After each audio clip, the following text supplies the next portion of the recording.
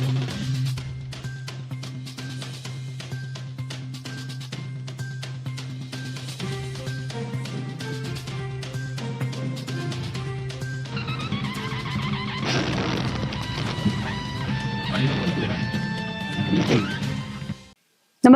आपण पाहता हिरकणी न्यूज.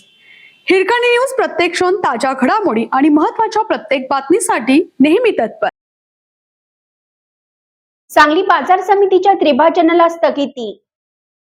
सांगली कृषी बाजार समितीच्या त्रिभाजनाच्या निर्णयाला मुंबई उच्च न्यायालयाच्या कोल्हापूर सर्किट बेंचने मंगळवारी दिनांक 28 स्थगिती दिली आहे. त्रिभाजनाच्या निर्णयावर फेर सुनावणी होऊन नव्याने निर्णय करण्याचे आदेश न्यायालयाने दिल्याने विद्यमान संचालक मंडळाला दिलासा मिळाला.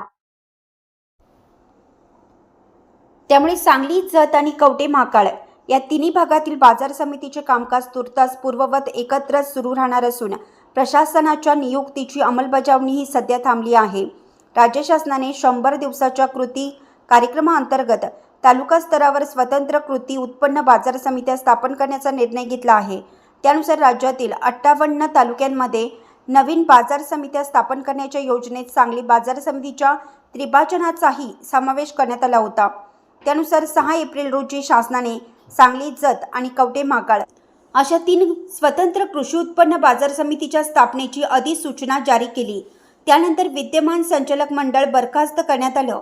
सांगली येथे जिल्हा उपनिबंधक तर जत आणि कवठे महांकाळ येथे तालुका उपनिबंधक यांची प्रशासक म्हणून नियुक्ती करण्यात आली आहे.